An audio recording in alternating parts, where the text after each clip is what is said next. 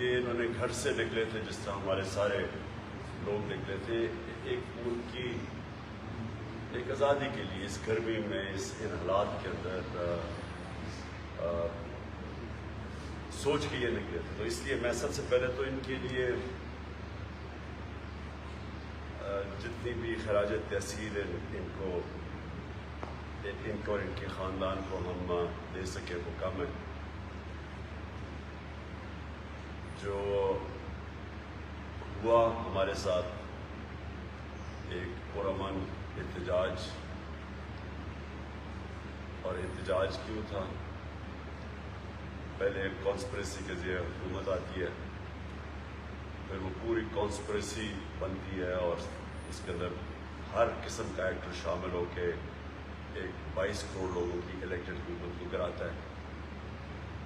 اور جو میں بار بار کہتا ہوں کہ سب سے زیادہ ہمارے ملک کی توہین یہ ہے کہ 30 سال سے جو لوگ اس ملک کو کھا رہے تھے، پیسے چوری کر کے باہر بھیج رہے تھے، ہر قسم کے جرم کر رہے تھے، ان لوگوں کو اس ملک کے اوپر مسلط کیا جاتا ہے. تو اس کے خلاف ایک پرامن احتجاج بھی کرنے کی اجازت نہیں دی گئی. جو اس قوم کو غصہ ہے، جو میں نے تو فیصلہ کیا کہ میری جو باقی زندگی ہے وہ صرف اس قوم کی حقیقی آزادی کے لیے، کہ کسی صورت ایک قوم اگر اس چیز کو تسلیم کر جائے کہ پہلے آپ کانسپریسی کرتے ہیں، اس کے بعد آپ چوروں کو اوپر بٹھا دیتے ہیں، جو مغربی جمہوریتیں میں جانتا ہوں، کوئی سوچ بھی نہیں سکتا کہ ضمانت کے اوپر انسان کو کوئی عہدہ دیا جائے، اس کو پرائم منسٹر اور چیف منسٹر بنا دیتے ہیں، اور پھر 60% کیبنٹ ضمانت پہ ہو. اب اس کے خلاف اگر پرامن احتجاج ایک قوم نہیں کر سکتی تو پھر اس قوم کو اس کو زندہ ہی نہیں رہنا چاہیے، کیونکہ پھر کیا رہ گیا؟ ایک طرف کہتے ہیں جمہوریت ہے، جمہوریت کے اندر ہر دنیا کی جمہوریت میں آپ کو حق بنتا ہے احتجاج کرنے کا، پرامن احتجاج کرنے، وہ حق بھی نہ دیا جائے. پہلے انہوں نے جب رات کے اندھیرے پہ حملے کیے، لوگوں کے گھروں میں گئے، پنجاب پولیس نے جس طرح ہمارے کارکنوں کے اندر نہ انہوں نے دیکھا عورتیں ہیں، نہ دیکھا بچے ہیں، جس طرح انہوں نے 2-2 3-3 بجے رات کے صبح کے یعنی گھروں میں گھسے. اس کے بعد ہم عدالت کے پاس گئے اور پھر سپریم کورٹ کا ایک فیصلہ آیا اور انہوں نے ایڈوائز کی کہ جناب یہ آپ کو پولیس کو یہ نہیں کرنا چاہیے. انہوں نے یہ بھی رکاوٹوں کے اوپر بھی کہا. ہمیں یہ لگا اس کے بعد کہ اب تو ساری رکاوٹیں بھی ہٹا دی جائیں گی اور اب کوئی پولیس کی کارروائی بھی نہیں ہوگی. اس لیے جو بھی ہوا اس کے بعد ہمارے میں سے کوئی اس چیز کو ایکسپیکٹ نہیں کر رہا تھا. ہم سب سمجھ رہے تھے کہ اب تو عدالت کا فیصلہ آ گیا، میرے خیال میں 11-12 بجے آ گیا تھا، تو سب سمجھ رہے تھے کہ اب ساری رکاوٹیں بھی ہٹا دی جائیں گی، اب کوئی پولیس ایکشن بھی نہیں ہوگا کیونکہ ہمارا حق ہے پرامن احتجاج. تو جو چیزیں قوم نے دیکھی، جو قوم کے سامنے چیزیں آئیں، 2 شہید فیصل عباس اور پھر سے میں کہتا ہوں سعید احمد جان، ان کو وہ راستے میں اور خاص طور پر فیصل عباس کو خود سے پھینکا گیا لاٹھی کے نیچے سے. تو جو پھر عورتوں سے کیا گیا، بہنوں سے کیا گیا، بچوں سے کیا گیا، بیٹیوں سے کیا گیا، وکیلوں سے کیا گیا، جو لاہور میں بس پہ وکیل جا رہے تھے ان کو نکال کے جس طرح پولیس نے مارا. میں یعنی ساری قوم کے سامنے یہ ظلم ہوا. اور جس طرح پولیس نے پنجاب پولیس کو استعمال کیا گیا، کیونکہ میں پنجاب پولیس کو جانتا ہوں، ہمارے 3.5 سال میں بڑے اچھے آفیسرز دیکھے، لیکن انہوں نے چن کے ان آفیسرز کو اوپر بٹھایا. جو اسلام آباد کے آئی جی کو سزا ہونے والی تھی لاہور سیف سٹی کے پروجیکٹ کی کرپشن، اس کو واپس لے کے آئے شہباز. انہوں نے چن کے لوگوں کو پلیس کیا اور ان سے پھر ظلم کروایا. ہمارے جس طرح انہوں نے عمر ایوب ایک منسٹر وہ بات کرنے گئے پولیس کے ساتھ، جو اس کو انہوں نے مارا ہے بے دردی سے. میں ابھی تک میں یہ سوچ رہا ہوں کہ کون اپنی عوام کو، لوگوں کو، شہریوں کو، بچوں کو، عورتوں کو، بیٹیوں کو، کون سی پولیس اس طرح ملک دشمن کر کے اس طرح مارتی ہے. اور جیسے جیسے راستے میں ہمیں خبریں آتی گئیں، کیونکہ ہمیں بڑی دیر لگی، 20 گھنٹے لگے پہنچتے، خاص طور پہ جب ہم پنڈی اور اسلام آباد میں جب گھسے، تو جس طرح عوام نکلی اور ساری رات عوام کھڑی رہی سڑکوں کے اوپر، میں حیرت تھی کہ فیملیز کھڑی تھی، بچے تھے، بچے اٹھائے ہوئے تھے لوگوں نے. تو میں یہ جو پروپیگنڈا چل رہا ہے کہ ہم کوئی انتشار کرنے جا رہے تھے، میں بار بار یہ سوال پوچھتا ہوں کہ کیا کوئی اپنے بہنیں، بچوں کو، عورتوں کو لے کے جاتا ہے انتشار کرنے کے لیے؟ کیا لوگوں نے اپنی آنکھوں سے نہیں دیکھا کس طرح کے لوگ نکل رہے تھے؟ جب شیلنگ کی گئی ڈی چوک کے اندر، بار بار شیلنگ کی گئی، دیکھا نہیں؟ آپ تو سوشل میڈیا پہ تصویریں ہیں کہ کون لوگ تھے جن کے اوپر وہ شیلنگ کر رہے تھے، کون سے دہشت گرد تھے، یہ کس طرح کی، کون سی پولیس اپنے لوگوں کے اوپر اس طرح کرتی ہے. پھر جو لبرٹی چوک میں لوگ نکلے، وہ فیملیز نکلی ہوئی تھی لاہور میں، ان کے اوپر جو شیلنگ کی، جو کراچی میں کیا گیا، جس طرح کا تشدد کراچی میں کیا گیا، یعنی کون سی ملک کی پولیس سے اس طرح کا ظلم کرواتے ہیں. یہ ہیں یزید کے ماننے والے لوگ،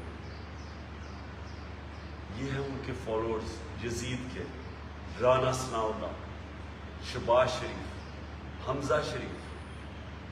یہ وہ لوگ ہیں، شہباز شریف اور رانا ثناء اللہ. اگر اس ملک کا انصاف کا نظام ان کو سزائیں دیتا ہے، جب انہوں نے ماڈل ٹاؤن میں 14 لوگوں کو سب کے سامنے، ٹی وی کے سامنے گولیاں ماری، اور کچھ 60 لوگوں کو گولیاں لگی، 14 لوگ مارے گئے تھے. اگر تب سزا مل جاتی تو شاید اس ہٹ درمی سے یہ اس طرح کا ظلم نہ کرتے تو ساری قوم نے دیکھا. تو میں ایک اپنی پارٹی کے بڑے میرے لوگ مایوس اندر سے، ہمارے کارکن، کہ آپ نے کیوں نہیں وہاں بیٹھے. میں آپ کو یقین دلاتا ہوں کہ میں وہ آدمی ہوں جو کہ 126 دن دھرنے میں بیٹھا ہوں. میرے لیے اتنا دیر بیٹھنا، جتنی دیر یہ گھٹنے ٹیکتی ہے گورنمنٹ، میرے لیے کیا مشکل تھا. لیکن مجھے جب تک میں وہاں پہنچا، مجھے پوری طرح علم ہو گیا کہ اب حالات کس طرف جا رہے ہیں.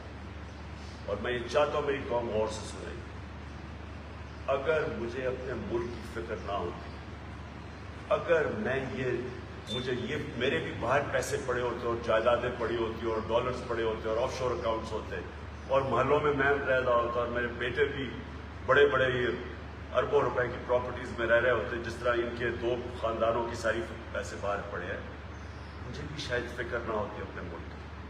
کیونکہ مجھے پتا تھا اس دن رات کو خون خرابہ ہونے لگا تھا. لوگ ہمارے تیار ہو گئے تھے، عام لوگ تیار ہو گئے تھے، جنہوں نے وہ دہشت گردی دیکھی جو پولیس کے ذریعے کروائی گئی، جو ظلم کیا گیا. سب لوگ تیار ہو گئے تھے لڑنے کے لیے اس دن رات. ہمارے لوگ کئی اتنے غصے میں تھے جو انہوں نے وہ تماشے دیکھے ہیں جس طرح پولیس نے ان سے کیا ہے، اور ہر جگہ پولیس نے کیا.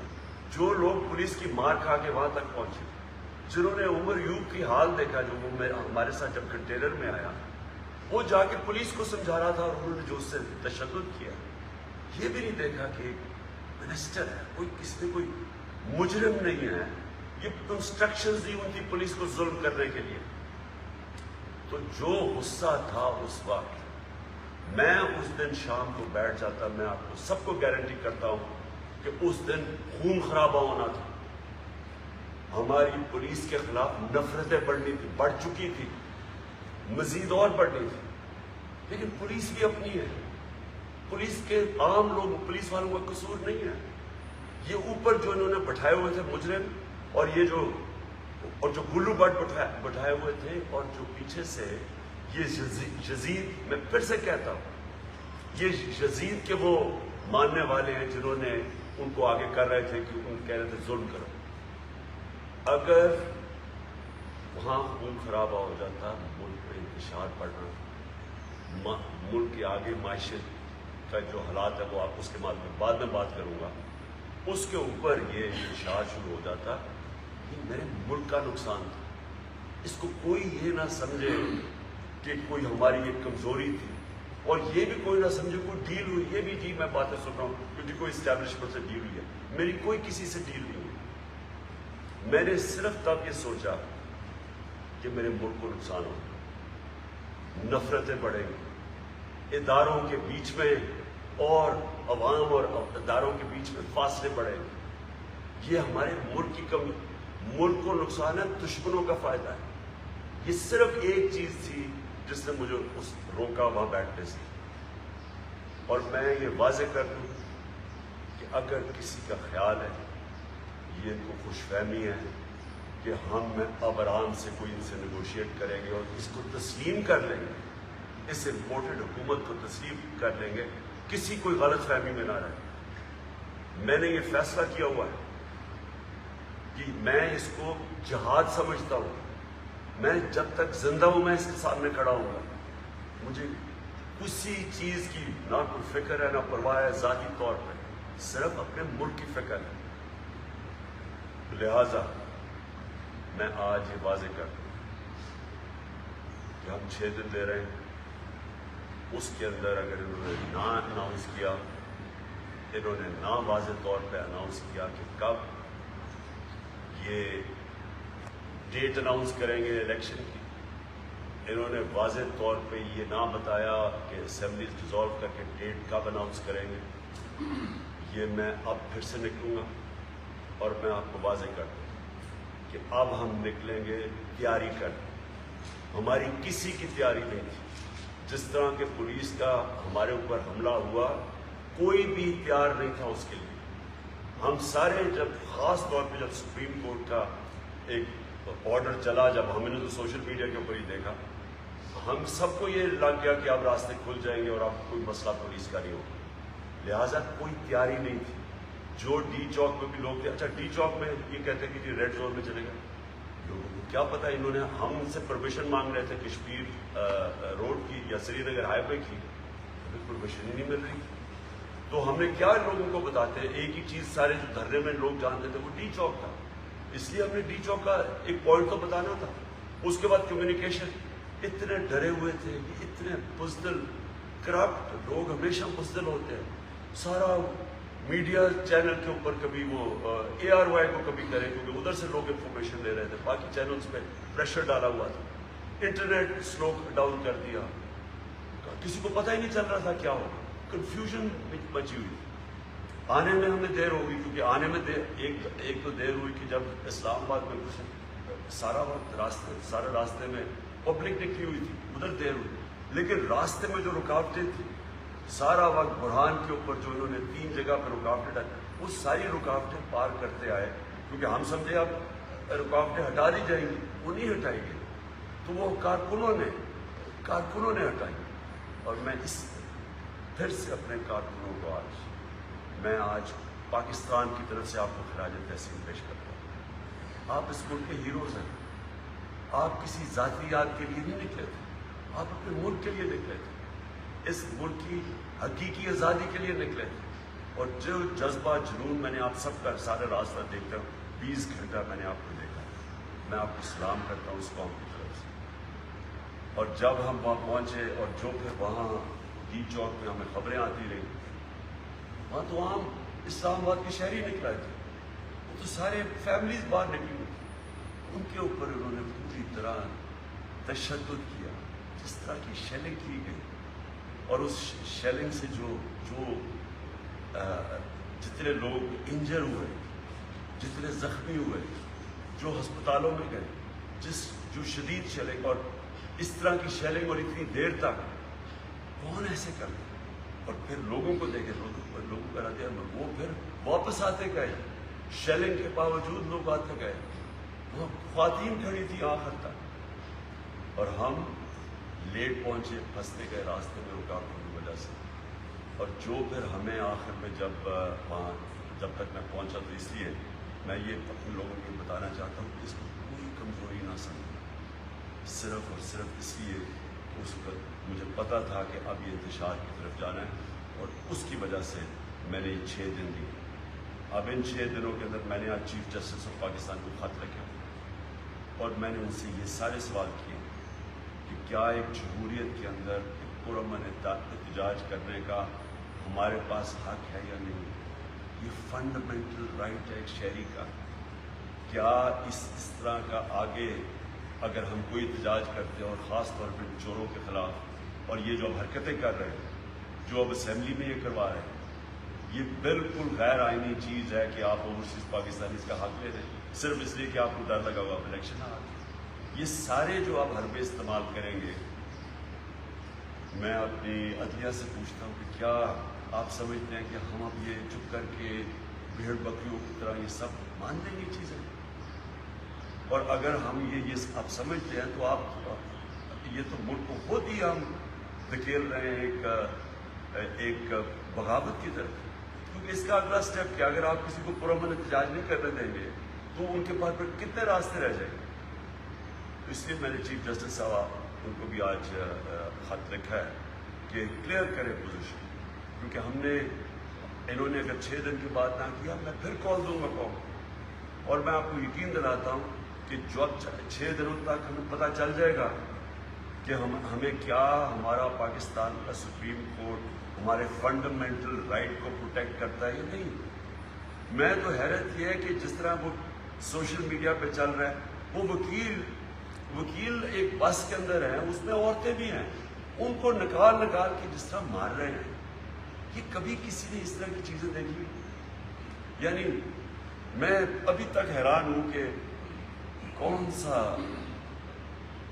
انصاف کا نظام اس چیز کو اجازت دیتا ہے، اور یہ لوگ ساری قوم کو پتہ چل جانا چاہیے کہ حق کے اوپر کون کھڑا ہے، کون اس ملک میں ظلم کر رہا ہے، کون اس ملک کے اندر ایک ملک کی حقیقی آزادی کے لیے کھڑا ہے، اور کون اس ملک کے لیے کرپٹ نظام کو بچانے کے لیے ہر سطح پہ جانے کے لیے تیار ہے، اداروں کو آپس میں لڑانے کے لیے، عوام کو اداروں کے خلاف کرنے کے لیے تیار ہے، نفرتیں پھیلانے کے ایک پولیس کے خلاف جو لوگ تیار ہیں۔ دوسری اب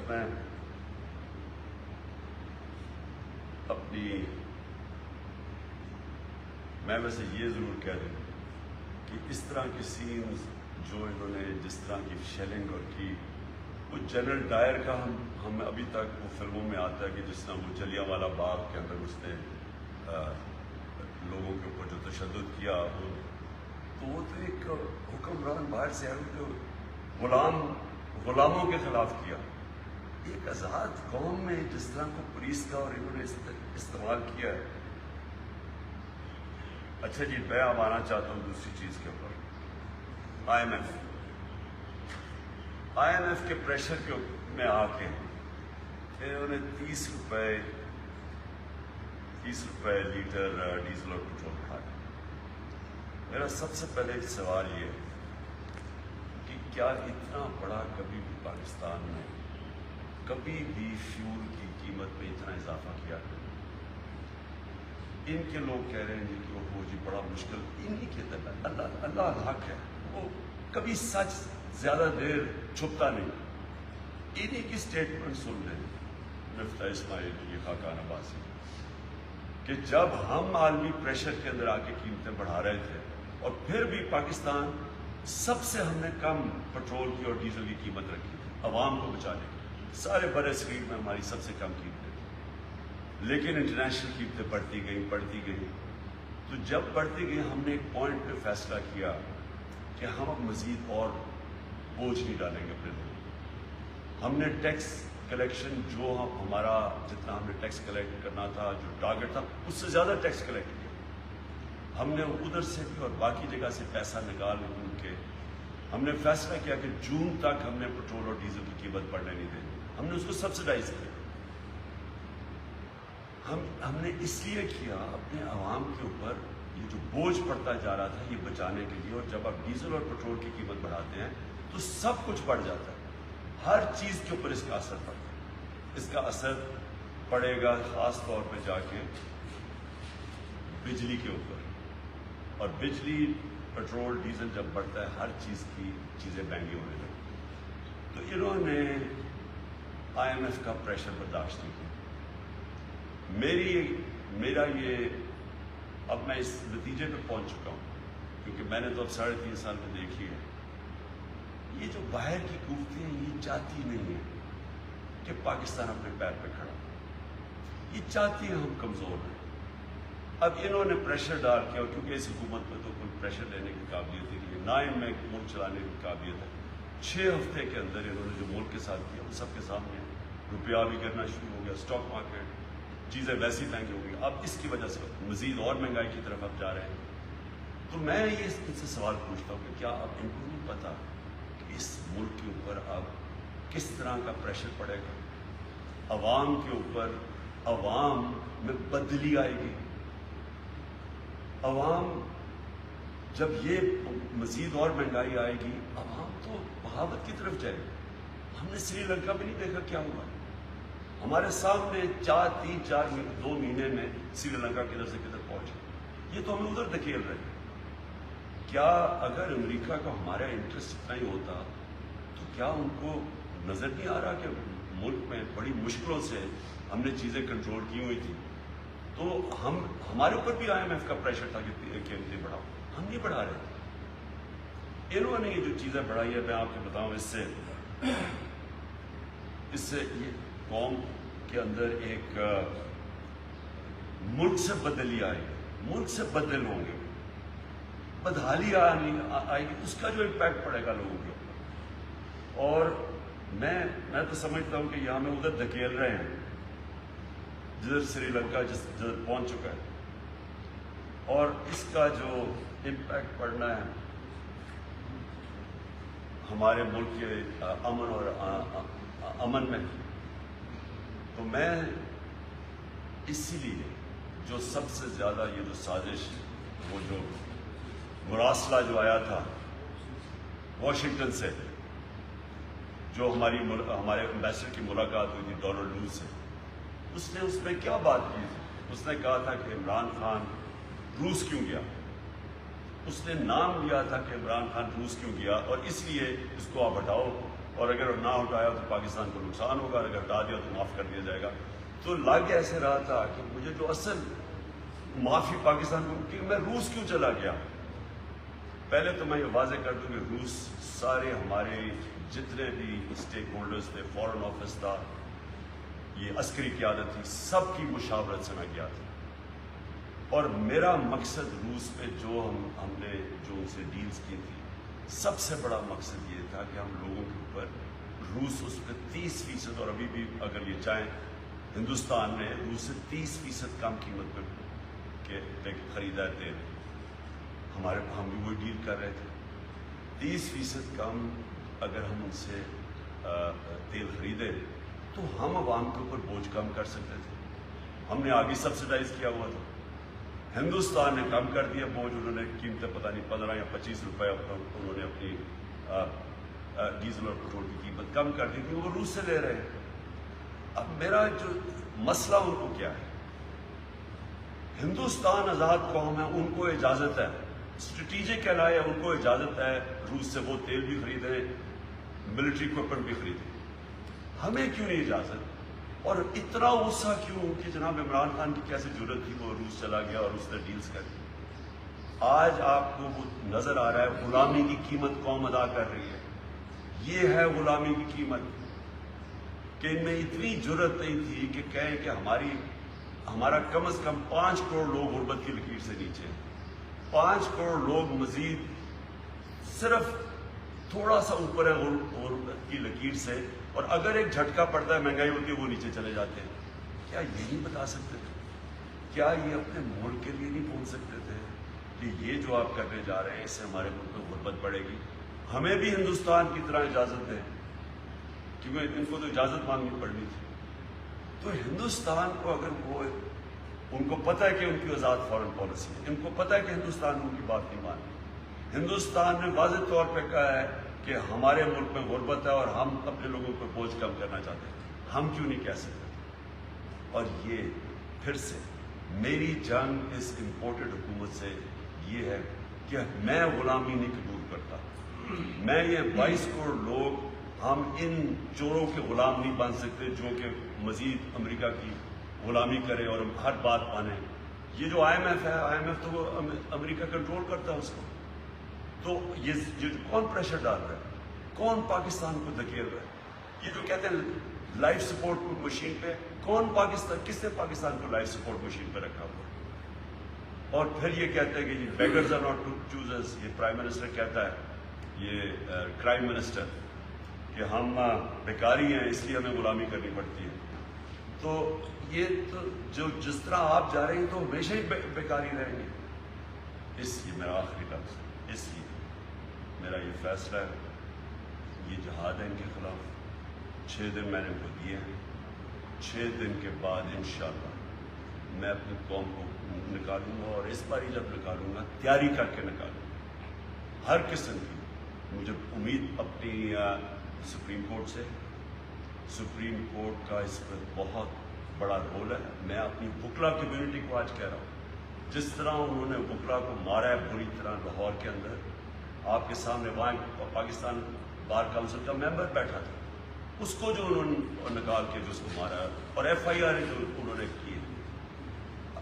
یہ وقت ہے, میں آج اپنی ساری قوم کو اپیل کر رہا ہوں. میرا فیصلہ ہے, میں نے ان کو قبول نہیں کرنا, میں نے ان کے خلاف جہاد لڑنی. میں آپ سب کو کہتا ہوں کہ 6 دن میں نے دیے ہیں, ساری قوم تیاری کرے اپنی حقیقی آزادی کے لیے. اور اس باری جب ہم نکلیں گے, ہم تیاری کر کے نکلیں گے. ہم سپریم کورٹ سے پروٹیکشن چاہتے ہیں جو ہمارا حق ہے, لیکن اگر انہوں نے اس باری وہ حرکتیں کی جو اس باری کی ہیں, پھر یہ ذمہ دار ہوں گے جس طرف یہ ملک جائے. صاحب آپ نے فرمایا, بار بار فرمایا, 4-5 مرتبہ فرمایا, میرا نام عادل ہے, 4-5 مرتبہ آپ نے فرمایا کہ ہم پوری تیاری کے ساتھ جائیں. ایک تو تاثر جو باہر پیدا ہوا ہے وہ شاید آپ کو بھی پتا ہے کہ غالباً تاثر کے حوالے سے بات کروں کہ آپ کی کوئی ڈیل ہوئی ہے اسٹیبلشمنٹ کے ساتھ. وہاں پر اٹک کے پاس یا سوابی کے پاس کوئی خاکی رنگ کا ہیلیکاپٹر اٹھا تھا وغیرہ ہوتا جو بھی ہے. آپ نے سپریم کورٹ کو ساتھ سیکھنے کے حوالے سے بات کی ہے, یہ ہو گئی قانونی ہے. اگر آپ پوری تیاری کے ساتھ جا رہے ہیں تو آپ کس قسم کی تیاری کی بات کر رہے ہیں؟ یعنی ایک طرف آپ نے اپنے کارکنوں کو بچایا, عوام کو بچایا پولیس کے تشدد سے, ریاستی تشدد سے, اور دوسری طرف آپ کہہ رہے ہیں کہ مزید تیاری کے ساتھ ہو جائے. تو وہ کس قسم کی دیکھنا تیاری کا مطلب کیا ہے؟ تیاری کا مطلب یہ ہوگا کہ اس باری ہمارے جو لوگ ہیں وہ گھروں میں نہیں پکڑے جائیں گے. ہماری جو ساری پنجاب کی لیڈرشپ تھی, تقریباً ان کے گھروں کے اوپر ریڈز ہوئی, ان کو تو گھروں سے زیادہ نکلنے دیے. پتہ نہیں کتنے 100 کارکنوں کو انہوں نے جیلوں میں ڈال دیا. تو لوگ ایک غلط فہمی میں پڑ گئے تھے کہ کسی شاید انہوں نے ہمارا ایک رائٹ ہے, ایک ڈیموکریٹک رائٹ ہے, اور ہمیں کوئی اس میں مداخلت نہیں ہوگی. غلط فہمی میں. اور انہوں نے خاص طور پہ جب 25 کی صبح کو ایک 11 یا 12 بجے سپریم کورٹ کا ایک رولنگ آئی, جو ہم نے تو خیر سوشل میڈیا میں موقع نہیں ملا کیونکہ کام بھی نہیں کر رہے تھے, انٹرنیٹ کی سلو تھی. تو اس میں جو رولنگ ہے اس میں تاثر سب کو یہ مل گیا کہ اب رکاوٹیں بھی ہٹ جائیں گی اور اب کوئی پولیس ایکشن نہیں لے گی. اس لیے کوئی تیاری نہیں تھی جو آگے سے انہوں نے کیا. اس بار انسان تیاری کرتا ہے جب اس کو پتا ہو کہ اگلے نے کیا ایکشن لینا. اب تو پتہ چل گیا نا انہوں نے کیا ایکشن لینا ہے, وہ تیاری اسی کے مطابق ہو.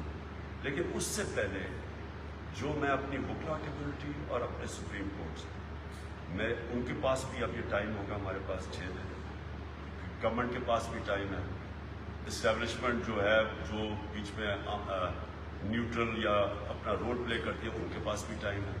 لیکن ہاں کوشش تو یہ ہے کہ ہمارے ملک کو نقصان نہ پہنچے, ہم اب یہاں خون خرابہ نہ ہو یا مزید ہمارے حالات اور نہ بگڑے. کوشش تو یہ ہے. یہ اس میں کوئی دلیری کی بات نہیں ہے, اس میں صرف حکمت کی بات ہے. میں تو بلکہ لوگوں کو کہتا ہوں کہ یہ اصل میں ہم جو مسلمان ہیں, ہم وہ صلح حدیبیہ کا سوچتے ہیں, وہ ایک بڑی ایک حکمت کا تھا کہ سب نے کہا کہ نہیں جی آپ کو جانا چاہیے آگے, اور انہوں نے نبی صلی اللہ علیہ وسلم نے اس وقت ایک بڑی پکچر دیکھ کے فیصلہ کیا. انہوں نے کہا یہ تو چھوٹا مقصد زبردستی کریں گے تو اچیو کر دیں گے، لیکن بڑی پکچر ہے اس سے. اور وہ پھر وقت نے ثابت کیا. ہماری بڑی پکچر کیا کہ پاکستان میں امن رہے، پاکستان میں اداروں کے بیچ میں مزید نفرتیں نہ پیدا ہوں. پنجاب پولیس جو ان کا ایکشن لیا ہے اس سے مزید اور آگے نہ بڑھ جائے.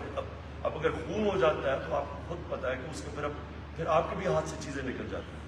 تو اس کو روکنے کے لیے اور ٹائم دینے کے لیے ہم نے یہ 6 دن دیے. لیکن یہ اگر کسی کا خیال ہے، میں اپنا آپ کو کہہ سکتا ہوں کہ میں کبھی بھی ان مجرموں کی حکومت نہ یہ قبول کروں گا، نہ میں کوئی باہر سے ایک ڈکٹیٹڈ، ایک امپورٹڈ، ایک وہ حکومت جو کہ باہر کو غلامی کرے اور وہ ہمارے اوپر مزید حکومت کرے، ہم اس کو کسی صورت تسلیم نہیں کریں گے. تو جو اگلا لائمل ہوگا انشاءاللہ 6 دن کے بعد آپ کے سامنے رکھوں گا. لیکن میں واضح کر دوں کہ کسی صورت ہم اس سیٹ اپ کو قبول نہیں کرتے.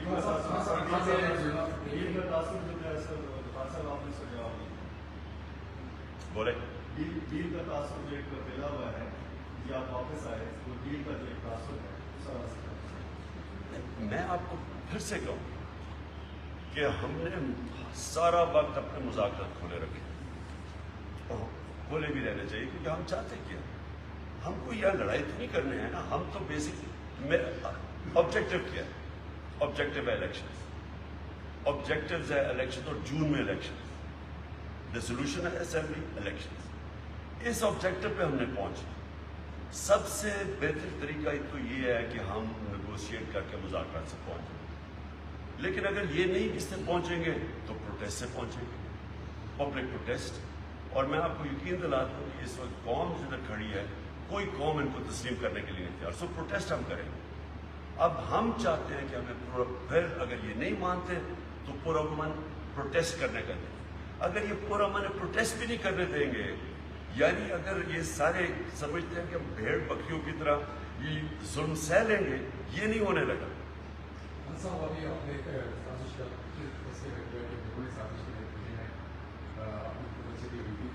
پاکستان کی سیاسی تاریخ اس بات میں شاید ہے کہ یہاں پہ جب بھی کوئی سیاسی تبدیلی آتی ہے کوئی اسٹیبلشمنٹ کی رہی وغیرہ نہیں ہوتی. کیا آپ سمجھتے ہیں کہ اس سازش میں جو ہماری اسٹیبلشمنٹ بھی شامل تھی؟ اور دوسرا میرا آپ سے کوشچن یہ ہے کہ آپ کے الزام یہ لگ رہے ہیں کہ یہاں پہ بیٹھ کے آپ صبح حکومت کے وسائل استعمال کر رہے ہیں، پیٹرول کا استعمال کر رہے ہیں، باقی تمام وسائل استعمال کر رہے ہیں. ایک جانب میں آپ ریاست کی مزید تذکرہ کرتے ہیں، دوسری جانب میں آپ انتظامات دیکھ رہے ہیں، انہیں پائی کر اپنی ذات کے لیے استعمال نہیں کیا.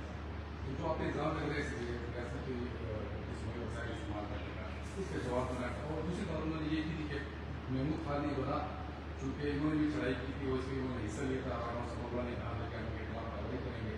اس کے بارے میں آپ کے پاس سر پہلا آپ نے دیکھیے سازش میں کون ملوث تھا وہ ساری قوم جانتی. جو ہوا چیزیں اس کے اوپر میں آگے بات نہیں کرتا. سب کو پتا ہے کس کس کا کیا ہو، عوام سب کا. آپ کا دوسرا یہ ہے کہ یہاں کا جو مسائل ہیں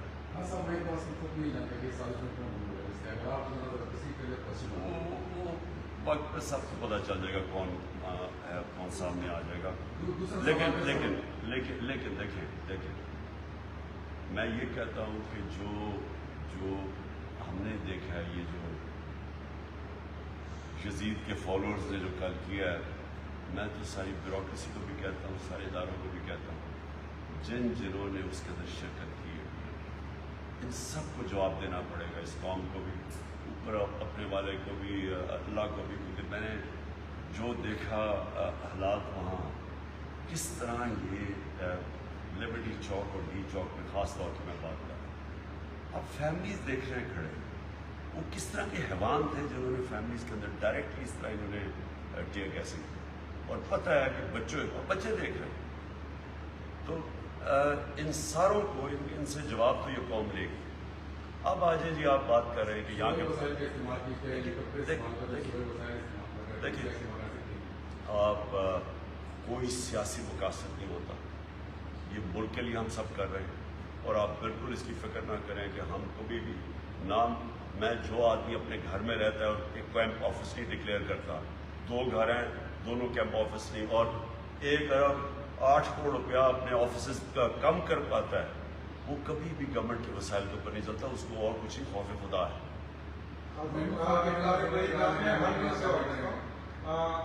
میں آج محمود خان کی اب بات کریں، محمود خان کا حق تھا، ان کا رائٹ تھا کہ یہ جائے پنجاب کے اندر جائے کسی پروٹیسٹ میں۔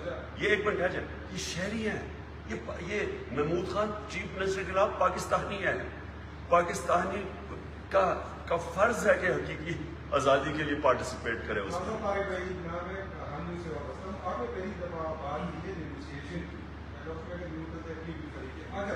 اس معاملے پر آپ نے جو رکھے، اگر گورنمنٹ آپ سے رجوع کرتی ہے، آپ بیٹھیں گے ان کے ساتھ؟ آپ نے بات کی کوئی بھی مطلب اس کے ہم گورنمنٹ کے ساتھ بالکل بیٹھ سکتے ہیں، لیکن یہ آپ کو بتا دیں کہ نیگوسیشنز میں یہ ہوگا کہ الیکشنز آپ کو اناؤنس کرنے پڑیں گی جون کے مہینے میں۔ الیکشنز اناؤنس کرنے کے لیے آپ تیار ہیں؟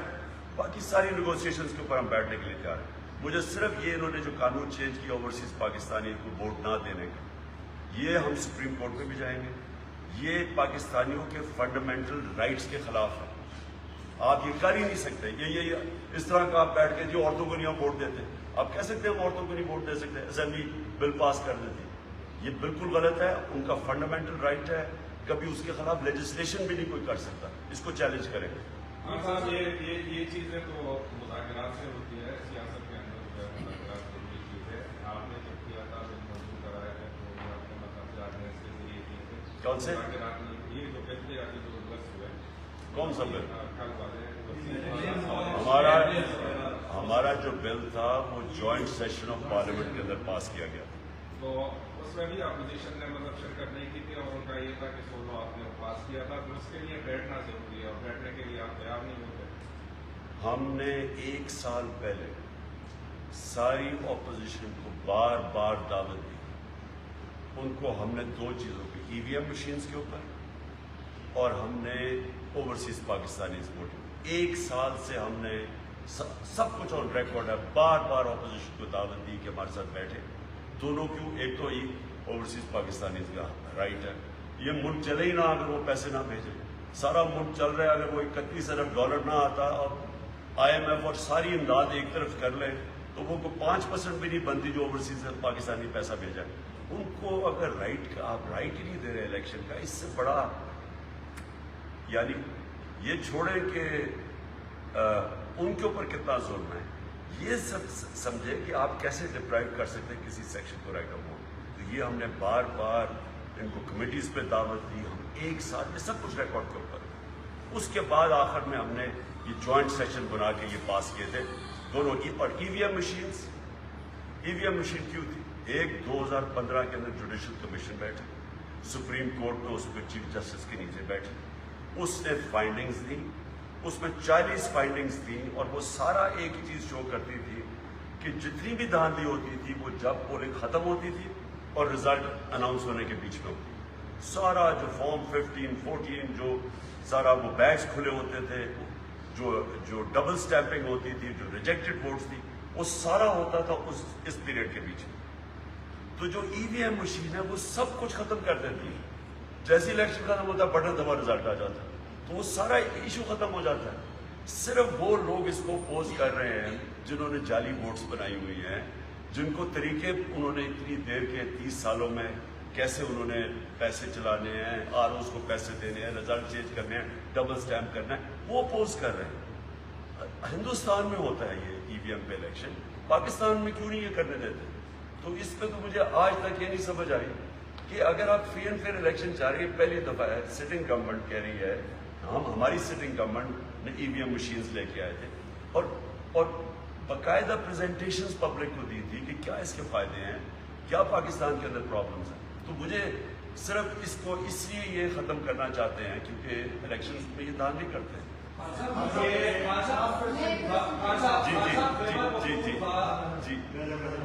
جی بات سر، میں صرف یہ آپ سے 2 چھوٹی چیزیں پوچھنا چاہ رہی ہوں۔ ایک تو یہ کہ مثال کے طور پر الیکشن وہ آپ کی بات مان لیتے ہیں اور آپ کی خواہش کے مطابق الیکشن اناؤنس کر دیتے ہیں اور الیکشن ہو بھی جاتے ہیں، लेकिन उनके नताइज वैसे नहीं आते जैसे कि आप एक्सपेक्ट कर रहे हैं, तो फिर आपका फैसला क्या होगा? और दूसरा, क्या आप सियासत में मजहब के टच के हामी हैं? पहली चीज़ थी आपको मैं वाज़ेह कर दूं कि जो आप कहते हैं ना कि इलेक्शंस के रिजल्ट्स नहीं आते, मैं वो क्रिकेट की 200 साल तारीख का वो कैप्टन हूँ जिसने न्यूट्रल अंपायर लेके आया था। और पहली दफ़ा ये आपको नहीं पता होगा कि क्रिकेट में न्यूट्रल अंपायर तब आए, नहीं तो अपने अपने अंपायर होते थे। तो हम पहली दफ़ा लेके पाकिस्तान वो मुल्क है जो हमने 86 के अंदर न्यूट्रल अंपायर लेके, अब सारी दुनिया में न्यूट्रल अंपायर। मेरी पूरी कोशिश थी कि जब मैं इक़्तिदार में आऊँ, हर इलेक्शन हमारा मुतनाज़ा होता है, मेरा पूरी कोशिश ये थी कि हम वो गवर्नमेंट बने जो पहली दफ़ा इलेक्शन इस तरह करवाए कि जो हारने वाला है वो मान जाए। जिस तरह आज क्रिकेट हमारे ज़माने में नहीं मानते थे, आपकी वो कहते हैं जी अंपायरों ने हरा दिया दूसरे, आज कोई सारे मान जाते हैं हार जीत क्रिकेट में। उसी तरह अगर हमने ये जो रिफॉर्म्स लेके आए थे, सब मान जाएंगे कौन जीतता है कौन हारता है। तो आपने ये बात की ना कि जी आप रिजल्ट मानेंगे या नहीं, अगर आप इलेक्शन ठीक करवा देंगे तो रिजल्ट सब मान जाएंगे। दूसरी आपने मज़हब की बात की, देखिए मैं अगर मेरे में ये ईमान ना होता कि इस मुल्क ये बचता ही तब है, इस मुल्क को जिस नज़रिए के तहत ये मुल्क बना था इस्लामी फलाई रियासत, अगर मेरा ये ईमान ना होता तो मैं पॉलिटिक्स में ना आता। मुझे पॉलिटिक्स में क्या ज़ात में, अभी तक मैंने क्या ज़ात में बनाया पॉलिटिक्स में? मैं तो एक नज़रिए के तहत आया था और मैं उसी नज़रिए के ऊपर खड़ा हूँ। अब से नहीं 26 साल से, 26 साल पहले आप देख लें कि मैं क्या आया था पॉलिटिक्स में, आज देखें। और मैं इसलिए आपको कहता हूँ कि ये मुल्क बचेगा इतना जब ये वो फंडामेंटल प्रिंसिपल्स के ऊपर जाए जिसमें मदीना की रियासत खड़ी हुई, जिसमें मैं वाज़ेह कर दूँ रूल ऑफ लॉ, कानून की हुक्मरानी, फलाई रियासत, मेरिटोक्रेसी और एजुकेशन इमरजेंसी जो हुआ था, ये बेसिस थे उसके ऊपर। इसी के ऊपर ये मुल्क इंशाल्लाह अजीम मुल्क बने। खान साहब, आप क्रिकेट में जानवर एम्पायर रहे हैं, जिसमें तो हम आपको पूरी क्रेडिट देते हैं। पख्तूनख्वा में एक महमूद खान की खैर हो, बाकी खैर की खैर। आप ज़रा यहाँ पर मौजूद है, पहले भी आए, अब दोबारा मौजूद हैं, तो मेहरबानी करें अपने वजीरों की परफॉर्मेंस को एनालाइज करें। दीगर डिपार्टमेंट में तो छोड़ दें, एक मीडिया का सेक्टर इनसे नहीं संभाला जा रहा। जो आपकी प्रेस कॉन्फ्रेंस की दावतनामे आते हैं वो भी रिडिकुलस तरीके से आते हैं। जो थोड़ा बहुत है मीडिया का वो भी महमूद खान साहब ने संभाला हुआ है। तो एक तो मेहरबानी करें कि आप किस तरफ तवज्जो दें। सर, दूसरी बात कि लोग, जाहिर बात है, आपके पख्तूनख्वा में फॉलोअर्स में कसीर तादाद में, उसमें कोई शक नहीं है, आप पख्तूनख्वा के पॉपुलर लीडर हैं, लोग आपको वोट भी देते हैं, लोग आपके साथ जाती भी हैं, लेकिन ना लोगों ने वज़ीर आज़म हाउस की दीवारें गिरती देखी, ना लोगों ने गवर्नर हाउस की दीवारें गिरती देखी, ना लोगों ने वज़ीर आला हाउस की यूनिवर्सिटियाँ देखी, ना लोगों ने पाकिस्तान को आज़ाद होते हुए देखा, ना चोरों को लटकते हुए देखा। अब आप अगर दोबारा लोगों को इंगेज करके इस्लामाबाद पे चढ़ाई करने के लिए जाएंगे तो कौन सा नया नारा है? और एक बात खान साहब, आपकी टीमों ने यूट्यूबर्स और कीबोर्ड वॉरियर से पाकिस्तान फतह करने की कोशिश की माजी में। पख्तूनख्वा के साथियों को आप लोग भुला चुके थे 3.5 साल वज़ीर-ए-आज़म के दौर में। अब यूट्यूबर से और कीबोर्ड वॉरियर से तो अमेरिका, यूरोप और नेटो के ममालिक अफगानिस्तान फतह नहीं कर सके, आप इस्लामाबाद क्या फतह करेंगे? और सर, गली गली कूचे कूचे में लोग आर्मी जनरल्स को गालियां दे रहे हैं। अब ये तरबियत किसने दी? ट्विटर पे ये कौन लोग हैं? ये पीटीआई के लोग हैं। आप अपने वर्कर को पाकिस्तान के इदारों में, खुसूस आर्मी और जो अदिया है, उसके हवाले से क्या पैगाम देंगे कि जो आर्मी जनरल के हवाले से ये पैगाम आपने कहा था कान में पैगाम पहुंचा दे, तो मेरे ख्याल से हर कान तक पहुंच चुका है, गालियां पड़ रही है। तो आप अपने अब आवाम तवक्को कर रहे हैं कि आप अपने वर्कर की थोड़ी सी तरबियत कर रहे हैं। आप भली बिल्कुल आप अपनी तहरीक चलाएं, इन चोरों के खिलाफ चलाएं, पाकिस्तान को फतह करें, फतह करके दोबारा आप आवाम की खिदमत करें, लेकिन ये जो नफरत की सियासत है और ये गैर विरोध की सियासत है, इस हवाले से आज अपने वर्कर को कुछ पैगाम देंगे?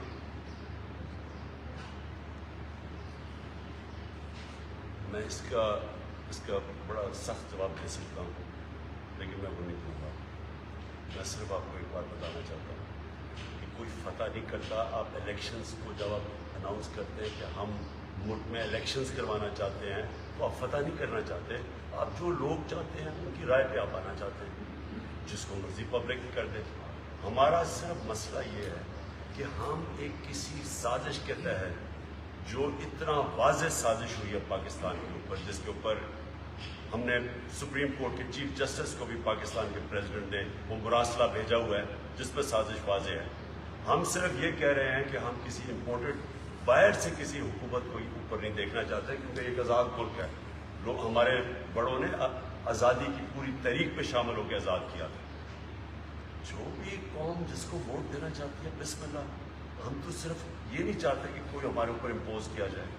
باقی یہ جو ساری آپ نے باتیں کی ہیں، مجھے تو اس کی سمجھ نہیں آ رہی کہ کی بورڈ وارئرز اور یہ اور وہ۔ آپ کو پتہ ہے کہ سوشل میڈیا کو آج تک کوئی کنٹرول نہیں کر سکا۔ آپ کو اندازہ ہے، آپ ٹرینڈ چلائیں سوشل میڈیا پہ، آپ کوئی ٹرینڈ چلاتے ہیں، وہ اگر لوگ اس کو فالو نہیں کرتے وہ کل ختم ہو جاتی ہے۔ ٹرینڈ چلتی ہے۔ یہ سوشل میڈیا ایک وہ چیز ہوئی ہے جس نے عوام کو ڈیموکریٹائز کر دیا ہے۔ سارے عوام کے پاس آواز آ گئی ہے، جس کے پاس فون ہے اس کے پاس آواز ہے، وہ اپنی آواز سامنے رکھ دیتا ہے۔ تو اس کو تو کوئی کنٹرول نہیں کر سکتا۔ یہ غلط فہمی جی، آپ نفرتیں بنا رہے ہیں۔ نفرتیں میں بنانا چاہتا جو کل حالات تھے وہاں نفرتیں آپ نے تب دیکھ لی تھی کیسے پھیل رہی ہیں، جو آگے کل انتشار ہونا تھا۔ ہم اپنی طرف سے ملک کو اکٹھا کرنے کی کوشش کر رہے ہیں، یونائٹ کرنے کی کوشش کرتے ہیں، ہر جگہ کوشش کرتے ہیں کہ چاروں صوبوں یونائٹ ہو، کوئی صوبہ کوئی یہ جو لسانیت نہ ہو، کوئی صوبیات نہ ہو، ایک ملک کو ایک قوم بن کے نکلے۔ کوشش کر رہے ہیں کہ سارے طبقے اکٹھے مل کے چلے۔ نظریہ پاکستان اس لیے کہ اس کے اوپر ساری قوم اکٹھی تھی، اس کو اس لیے سامنے لے کے آ رہے ہیں، جس کو آپ دینی بیچ پہ لے کے آ رہے ہیں۔ پاکستان بنا ہی ایک نظریے کے اوپر تھا، نہیں تو بننے کی ضرورت کیا تھی؟ تو اس لیے قوم کو اکٹھے کرنے کی کوشش کر رہے ہیں۔ یہ جو آپ نے باتیں کی ہیں بالکل آپ نے غلط کی ہیں، اور ایک غلط قسم کی تقریر کر دی ہے بیٹھ کے یہاں جو یہ پریس کانفرنس ہو رہی ہے۔ Thank you.